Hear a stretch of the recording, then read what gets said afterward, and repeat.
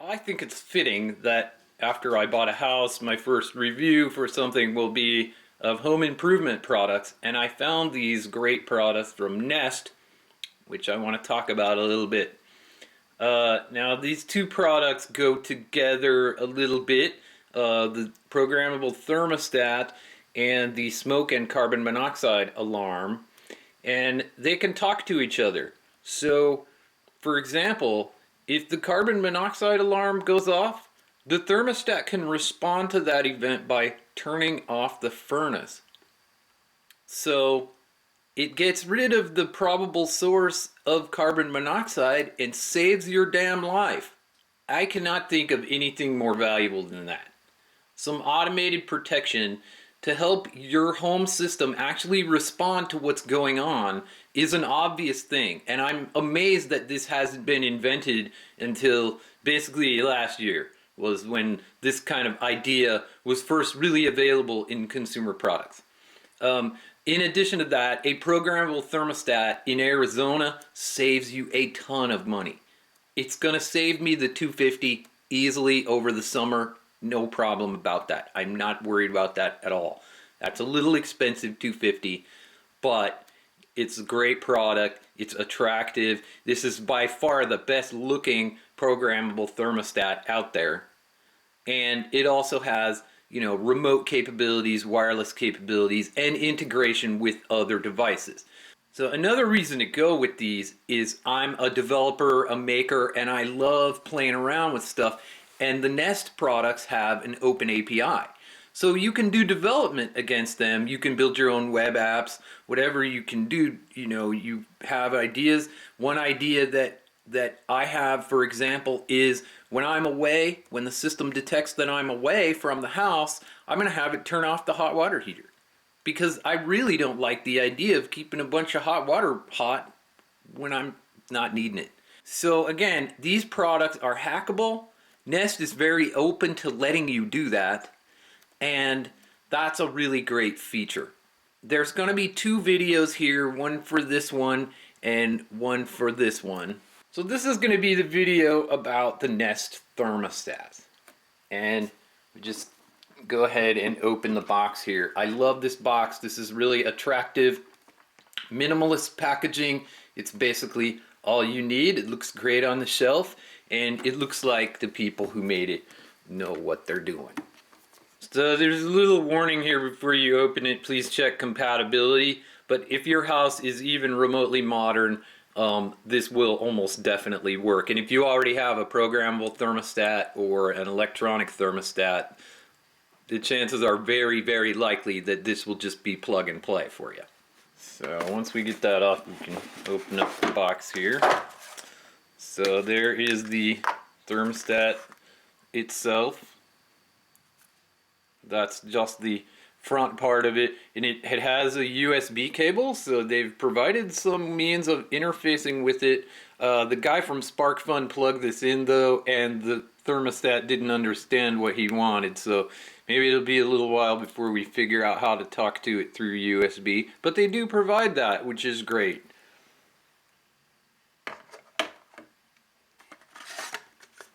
Packaging. Here are some manuals.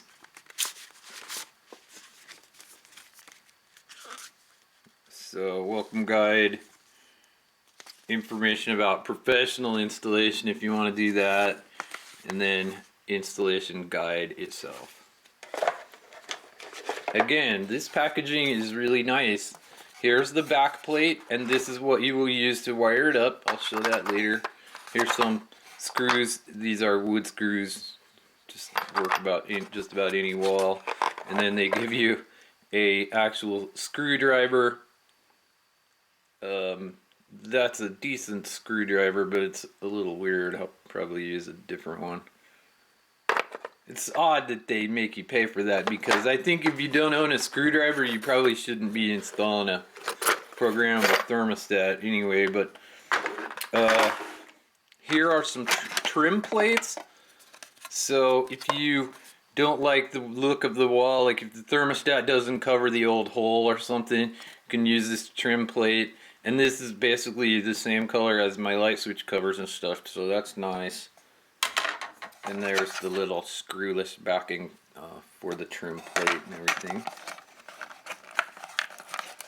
And the screws for it are stuck into the side here of the box there. To start your installation, it's very important that you're going to turn the power off. So find your breaker for your air conditioning system or your heating and air conditioning system and turn that off. After you've turned the power off, you can proceed to remove the old thermostat. Now this one is operating on batteries, the power is not on here, so we're fine to take this off of the wall. When you take your old thermostat off the wall, you should see a wire bundle similar to this with the old thermostat labeling the wires. You can probably use the screwdriver that they gave you to remove the wires from here. Yeah, it fits fine. So just take those out one at a time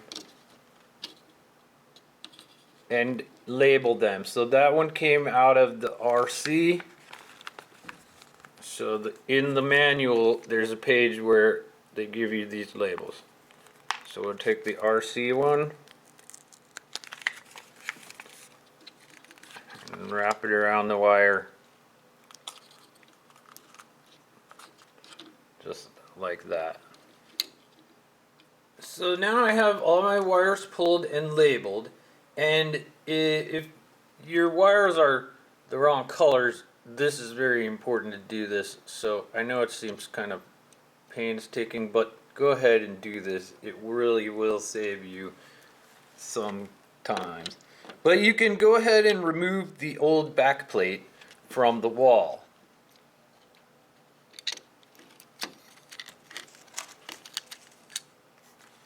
So be careful that you don't pull your little flags off when you pull the back plate over the wires.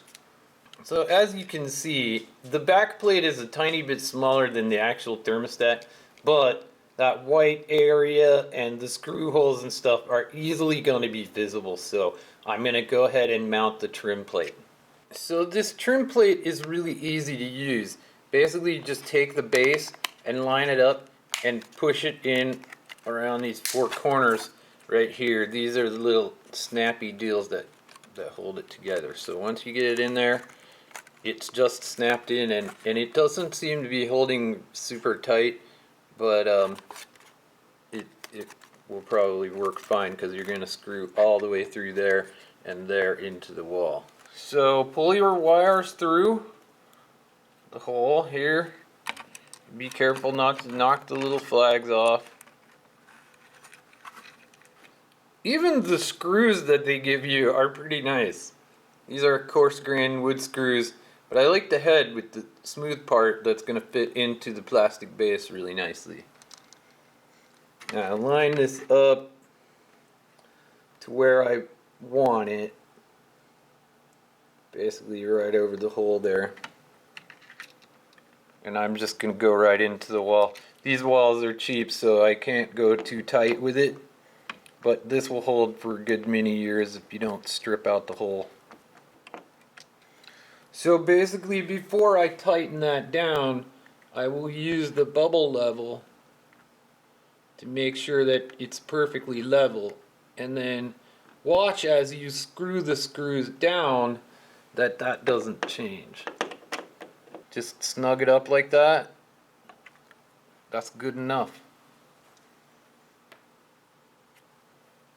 Level, looks good. The wires are very simple to set up. Basically there's a hole there, you stick it into the hole while pushing this down.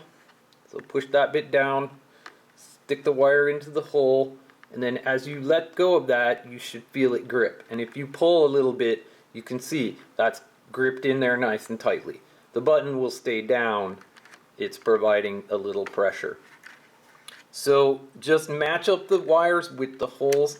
Alright, once you have that done, according to the installation guide, it says push these flat. So if they're bunched up in front, push them flat. And then I'm just going to leave the little flags on there for the next person, if we ever had to replace this or something, that will be handy for the next thing. So the last step is to attach the display unit and the actual thermostat. It communicates through this port here with all these wires. So there's nothing you really have to do. Just basically plug it in to that port in the back. If you just kind of push it in smoothly, it will snap in. Now, it knows that it's connected here and it's blinking and it seems to be getting some power. So maybe I didn't really turn off the power correctly, but your next step is to go and turn the power back on.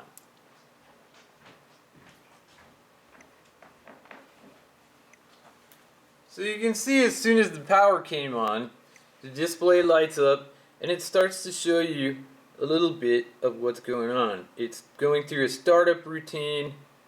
Okay, pick your language. So the way this works is to select things, you turn the dial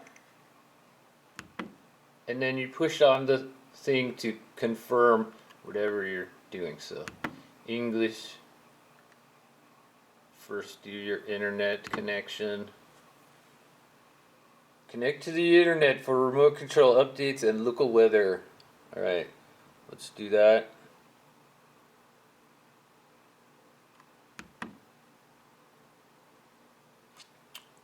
Okay, there's my... I hate Cox cables, so that's my internet name.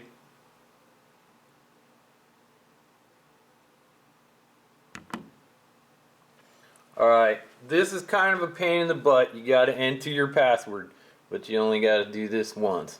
So I'm not gonna show this part, but basically you just dial the letters and click them when you get to the right thing. So when you enter your password, it will try to connect to the internet, and that worked perfectly, it looks like, very quick. Now it will try to update its software. So wait for that. So yeah, so after it downloads, it updates itself. I guess this is like an installation step.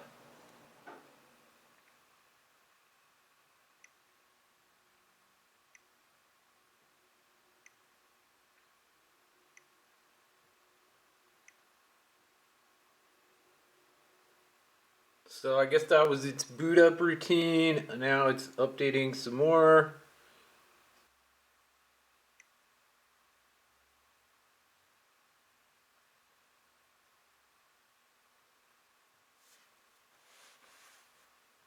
So the internet settings and the software update have been done, and I'm logged into my account, I believe. But now it says set up heating and cooling. So, okay, are you a professional? No, we're homeowners. Okay, equipment detected. Power 24 volts, heat, cooling, fan. These are exactly what I hooked up, so that's great. Installed heating, cooling, and fan. Continue. Okay. What is the fuel source for your heating? Our fuel source here is gas. Here are the other options. Oil, propane, geothermal. Cool. Electric or gas. What type of heating do you have? Different options here. I've got forced air. Alright, your location. Let's see. Oh, okay. I'm in the USA. I'll put in my postal code here. Okay, let's see. Single family, multifamily apartment, or business. It's just like single family house. Where is the thermostat? It's basically in the family room here. But you have lots of different choices. This is great. If you have multiple thermostats in different rooms, obviously this is how you tell it. This one is basically in the family room. Alright, now temperature. Okay, right now it's winter time and we're using the heater a little bit. So that's the... Alright, lowest and highest temperatures you'd like when you're away. Okay. I want it to at least be 68 when I'm away because the dog gets pretty cold if it's less than that. Cool too. If cooling is on, I don't want to go below 85 when I'm away. The dog is happy with that. He likes it 100 degrees. So that's my hard limits for when I'm away. Your adjustment helps Nest learn your preferred temperature and schedule. And I am going to go ahead and try that method. Nest temperature sensors need some time to calibrate automatically. Alright, finish. There we go. So it looks like right now it set my heat to 60 for some reason, which that is below the programmed range for away. But really what I said was I wanted it basically on 68, which that's all you gotta do. Dial it up a little bit. And here's the actual temperature in here right now, 73. So this is running, it's working. I'm not going to run the furnace or anything right now, but it's all ready to go. That was all really simple, wasn't it? So as I explained before, it does have sensors that help it understand if there's anybody home. And it goes automatically into away mode when it decides that there's nobody around. And it does that by using its infrared motion detector sensor, basically. So if you put this in kind of an out of the way place that's not kind of in your family room like mine is, it's gonna have problems automatically determining when you're away. But remember, I also bought the smoke alarm. Now the smoke alarm also has motion sensors in it.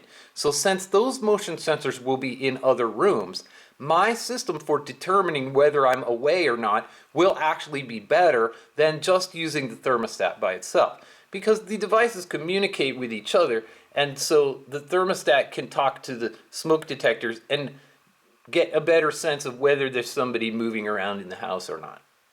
Okay, so there it is, back to the normal display. My heat is set on 68. It's 74 in the house right now. It's showing the little green leaf because it thinks that's an energy saving setting. That's a setting which will not turn on the furnace, so obviously that's, saving me energy. To get into the menu, you just push the button like that. And then we got to go to settings, and once you set up your account online, you can set it up in here, but this is where basically the menu is. You can turn your fan on and off if you want to. Lock, away settings, Nest Sense, I don't know what that is. Reminders, brightness, screen on when you approach, it says.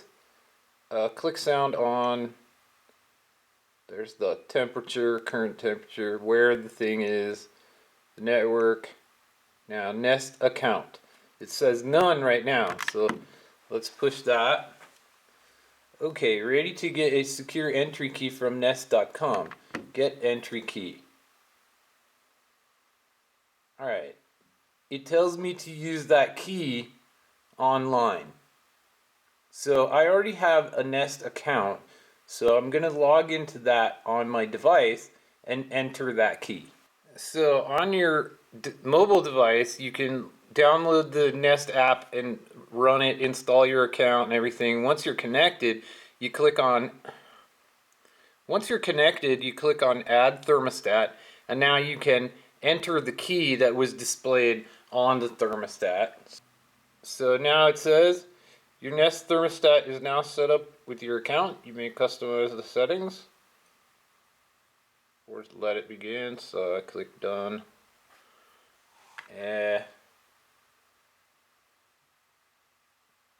So it displays my account name right on the screen there.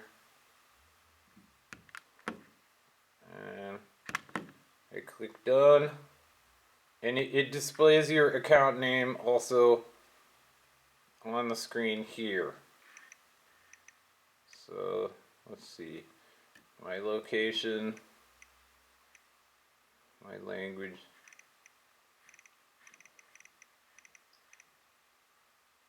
And done. So now in the mobile app, it shows the one device that I already have set up here. So there's my thermostat. If I click on that, it gives me all of the options for adjusting my thermostat remotely by using the phone. Incredibly simple. This app is very well designed. Their website is also very well designed. That's another reason why I chose Nest products. I was very impressed with their programming ability. So, there you go. I'm sorry I can't show you more about it. It's that simple.